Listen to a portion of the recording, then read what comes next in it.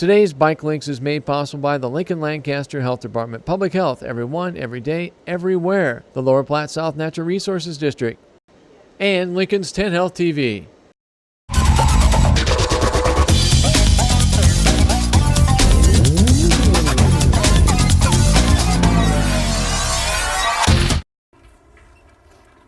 So let's talk about transitioning our bike over to starting to commute. What kind of gear do we need to put on it? Well, the first thing that you should always make sure that you get is a good helmet.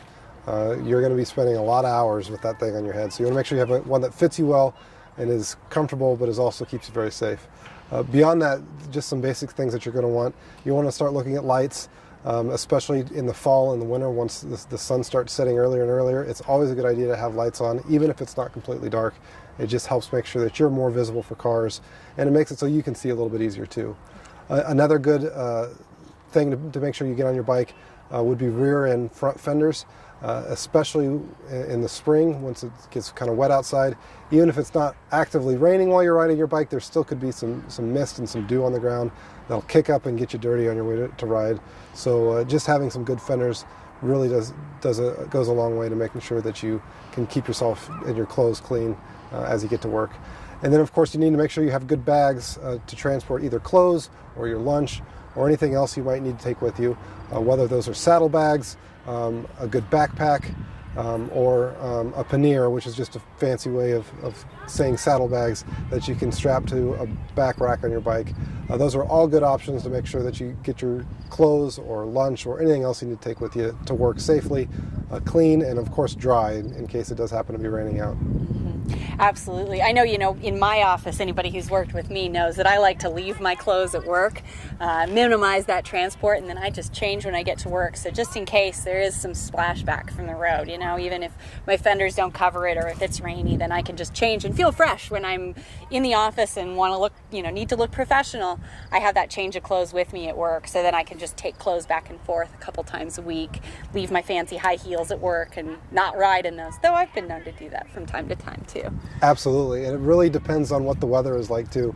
In July, I usually don't ride in my work clothes because I'll be sopping wet by the time I get to work. But in late October, there'll be a lot of times I will wear at least khakis or some sort of less dressier clothes that I'm going to be working in while I actually ride in.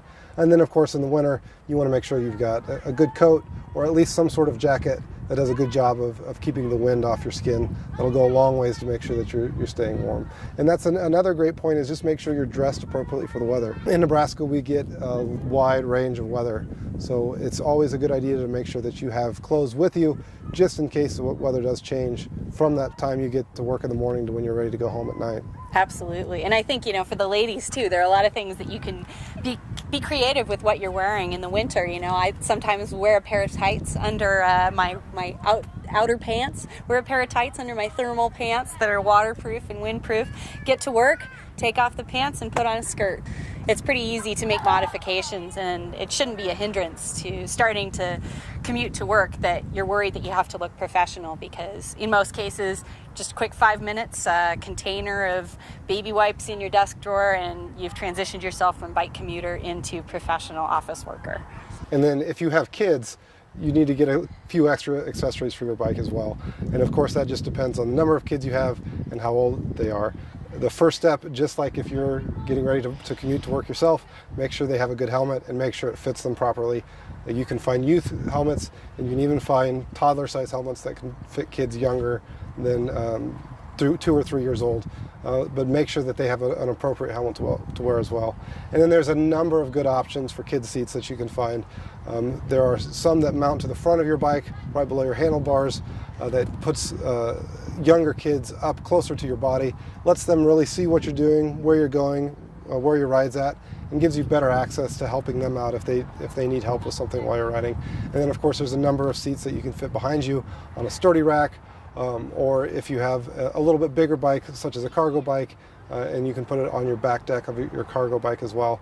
And then you can even get trailer hitches, things like that you can carry your kids behind you on the bike in an enclosed space.